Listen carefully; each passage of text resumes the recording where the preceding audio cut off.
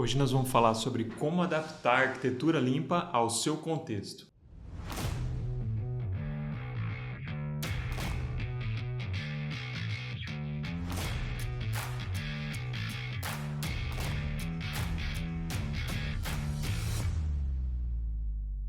E aí galera, beleza? Vocês sabem, né? Não preciso ficar repetindo aqui que eu não sou nenhum tipo de fundamentalista. É claro que no meu canal eu coloco as minhas ideias, as práticas que eu acredito que funcionam melhor, as práticas que eu acredito que não funcionam direito na prática.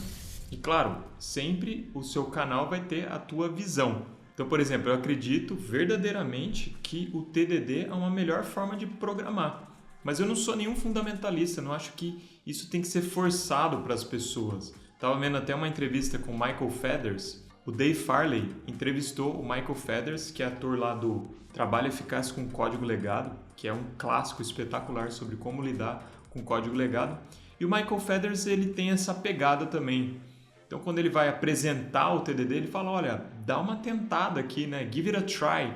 Veja se faz sentido para você. Eu tenho muito mais esse tipo de visão com nuance do que de fato mais doutrinária. É óbvio, tem coisas que de fato não funcionam, a gente sabe disso. Então, por exemplo, você deixar lá um SQL aberto para que seja feita injeção de SQL dentro do seu código, isso é uma má prática. Você não fazer nenhum teste no seu sistema, de fato, deixa o desenvolvimento muito mais difícil. Agora, é claro que existe toda uma área cinza, por assim dizer, na qual cada um vai pensar em como fazer melhor e tem várias respostas certas, por assim dizer. Então, obviamente que a arquitetura limpa não foge dessa ideia, né? É uma coisa que você tem que estudar e adaptar ao seu contexto. Bob Martin, ele é muito enfático quando ele, de fato, defende uma ideia. E para algumas pessoas parece que dá a entender que é a única forma de fazer. Se você não fizer assim, você está fazendo errado.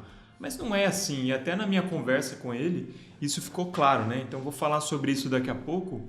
Mas, por exemplo, quando você aplica a arquitetura limpa, você pode, por exemplo, dependendo da aplicação, usar diferentes números de camadas. Então, numa aplicação, não faz sentido você ter mais do que 2 camadas, mais do que 3 camadas. Então, você usa de acordo com a sua aplicação, de acordo com o seu contexto, de acordo com quão sofisticado é o seu sistema. Eu até mostrei também num vídeo, vou linkar aqui, ó, que eu mostro uma implementação de um código lá do Uncle Bob no qual ele não segue ferrenhamente, por assim dizer, o Solid, né? Então ele fere lá, por exemplo, o Interface Segregation Principle, né? O I do Solid. Então ele faz lá um repositório para várias entidades, um repositório único dentro da aplicação, né? E aí você tem casos de uso que usa alguma parte dessa interface e outros casos de uso usam outras partes dessa interface.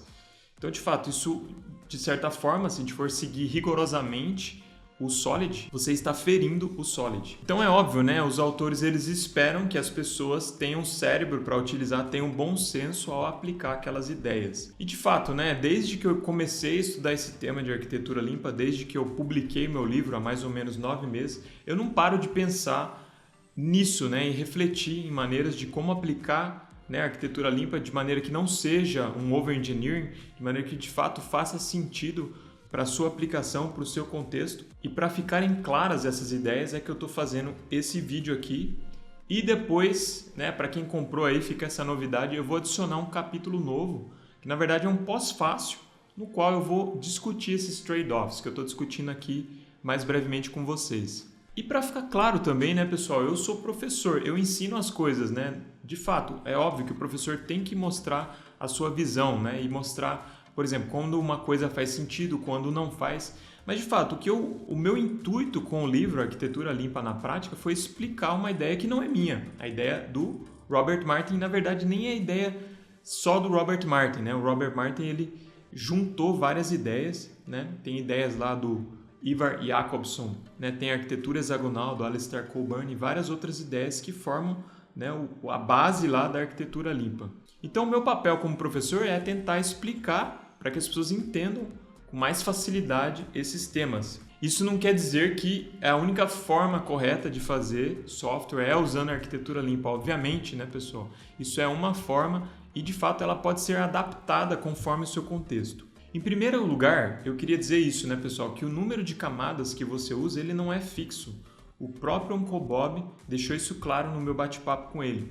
Então, dependendo do nível da aplicação, você só vai ter, por exemplo, a camada de casos de uso, né, adaptadores de interface, a camada mais externa, você não vai ter uma camada de domínio. Um exemplo é aquele encurtador de URL que eu mostrei aqui para vocês, que eu implementei usando Python lá com meus alunos.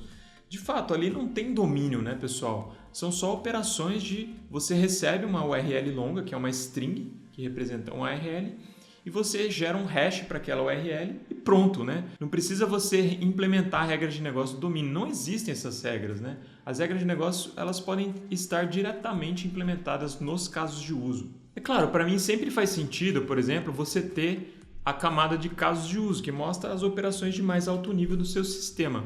E de maneira que você possa testar esses casos de uso separadamente. E isso eu queria deixar bem claro também. A arquitetura limpa, ela ajuda muito na testabilidade, para você conseguir testar as coisas separadamente. Testar o seu domínio sem pensar em regras de negócio da aplicação. Testar as regras de negócio da aplicação, que são os seus casos de uso, sem pensar em banco de dados. É óbvio, né, pessoal, que em algum momento você vai ter que fechar com um mecanismo de persistência e talvez você tenha até que adaptar os seus casos de uso a esse mecanismo que você está utilizando. Mas você consegue, num primeiro momento, desenvolver esses casos de uso usando, por exemplo, o padrão repository e usando implementações fake para testar esse caso de uso. Não tem problema nenhum em fazer isso, porque daí você consegue testar as regras de negócio sem utilizar um mecanismo de persistência. O mesmo com outros tipos de interesse, né, com outros tipos de funcionalidade que são utilizadas pelos casos de uso. Então, na aplicação que eu uso como exemplo lá no livro, existe, por exemplo, o uso da criptografia. Então, eu quero testar a minha regra de negócio, não quero testar a criptografia, né? Eu assumo que a criptografia está bem testada, né, que é uma biblioteca que eu vou usar externa. Então, o que eu faço? Eu consigo testar usando um fake object dessa criptografia para que, de fato, eu teste a regra de negócio em si, sem me preocupar com a criptografia. Então, essa é uma das vantagens da arquitetura limpa, de você conseguir testar as coisas separadamente. Mas, mais uma vez, né, o primeiro ponto que eu queria deixar claro aqui é que você não precisa utilizar sempre as 4 camadas. E vou além, você consegue, de fato, adaptar o número de camadas conforme a sua feature, conforme o seu caso de uso. Pode ser que tenha caso de uso que você nem precise chegar na camada de domínio, você resolva tudo na própria camada de caso de uso. Ou, sei lá, talvez até no próprio controlador. Talvez não faça sentido você ter um caso de uso, uma operação separada, você consegue resolver no controlador. Então, por exemplo, uma aplicação CRUD só vai até o caso de uso, não precisa ter domínio, certo? Porque você de fato só está manipulando dados, você só está fazendo criação de dados, você só está fazendo alteração de dados e remoção de dados. Então, não precisa ter uma camada de domínio para esse tipo de aplicação CRUD simples. Existe um post do Jimmy Bogard que eu acho muito legal. Aliás, esse cara vale a pena vocês seguirem. De fato, tem umas abordagens bem sensatas aqui, né? Ele fala sobre a Clean Architecture e sobre essa ideia que eu falei para vocês de você adaptar, né, a arquitetura ou as camadas em si conforme o seu caso de uso, né? Então aqui, por exemplo, ele dá um exemplo de um get orders, que é uma das operações do sistema que usa um ORM para um automapper para o DTO. Então, para esse caso de uso, talvez faz sentido você nem ter lá a sua camada de domínio. Para um outro caso de uso, você vai usar o SQL puro para o DTO somente. E para um outro, você vai utilizar Event Sourcing com um Aggregate Root. Então, de fato, aqui já é mais complexo, você está usando mais conceitos do DDD. E, sei lá, num Cancel Order aqui ele está usando, por exemplo, uma Stored Procedure, because why not? Então, vale a pena você pensar nisso, né? Dependendo do caso de uso, você pode fazer uma coisa mais simples. Dependendo do caso de uso, você pode fazer uma coisa mais complexa. Então, isso tem a ver com o uso das camadas, né? De todas as camadas lá da arquitetura limpa ou adaptação desse número de camadas conforme a sua aplicação. Uma outra questão, pessoal, tem a ver com a aderência àquela regra de dependência. Então, a regra de dependência da arquitetura limpa diz que uma coisa de uma camada mais interna nunca pode depender diretamente de uma coisa de uma camada mais externa. Então, você sempre usa né, aquele princípio de inversão de dependência, porque uma coisa de alto nível não pode depender diretamente de uma coisa de baixo nível. Então isso é uma coisa que também você vai decidir conforme a sua aplicação. O que pode acontecer? Pode ser que você use as camadas, por exemplo, da arquitetura limpa, mas não adira ferrenhamente à regra de dependência. Pode ser que em alguns casos você siga a regra de dependência e em outros não. Por exemplo, digamos que você já tem uma tecnologia fechada de banco de dados, né, e você vai fazer o caso de uso mais diretamente acoplado à sua tecnologia de banco de dados. Mas uma outra funcionalidade, por exemplo, que eu falei, por exemplo, a criptografia ou um serviço externo, talvez você queira usar inversão de dependência na chamada a essa funcionalidade. Então, o que acontece? Você pode adaptar a regra de dependência e utilizar somente nos pontos em que você acha que faz mais sentido. Então, nesse sentido, a gente pode ver que existem gradações de aderência ou não à arquitetura limpa. Você pode ter uma aplicação, por exemplo, que é totalmente acoplada à tecnologia. Então, esse seria, por exemplo, o mais longe da arquitetura limpa. Você pode ter uma arquitetura que é fracamente acoplada à sua tecnologia. Então, em alguns pontos ela chama direto, em outros pontos faz inversão de dependência. E você pode ter uma arquitetura limpa mesmo, na qual você aplica a regra de dependência em todas as camadas e para todas as funcionalidades. Então, existem sistemas, né, aplicativos que são completamente dependentes de um framework, do Spring ou do Django.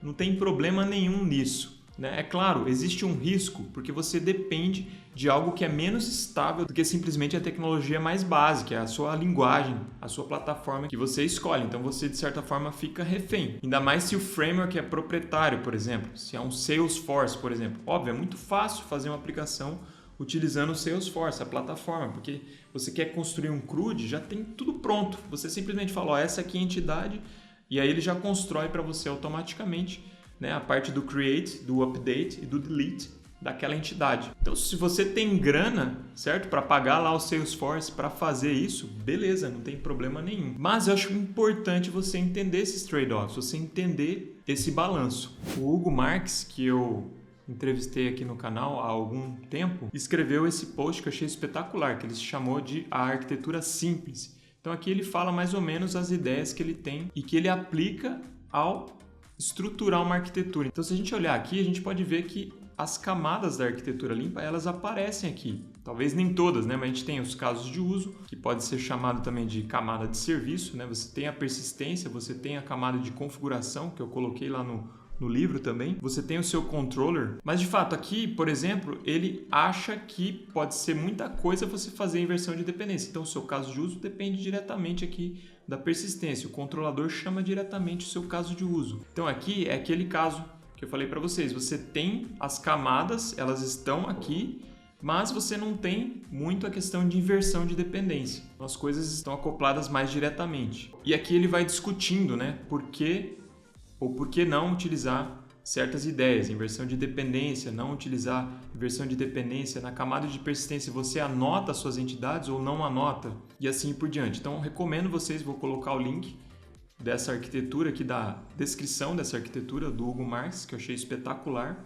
E aí, de fato, né, você pode começar com uma coisa assim, e se você achar que vale a pena, em algum momento você fazer, por exemplo, a inversão de dependência em algum ponto da sua aplicação. Então, só repetindo aqui, eu vou deixar todos esses pontos, né, todos esses trade-offs num pós-fácil que eu vou escrever lá para o livro. Então, todo mundo que comprou vai ter acesso a esse pós-fácil. Então, é isso. Acho que vale a pena, né, a gente conhecer as coisas e saber adaptá-las ao nosso contexto, né? Não ser nem tão extremista no sentido de dizer que nada disso faz sentido, de fato é puro over-engineering. A gente sabe que não, a gente sabe que tem várias empresas utilizando com sucesso esse tipo de arquitetura, e nem ir pelo outro extremo, de dizer que a única forma correta de fazer as coisas é assim. Então era isso, galera, espero que vocês tenham curtido, fiquem com Deus e até o próximo vídeo.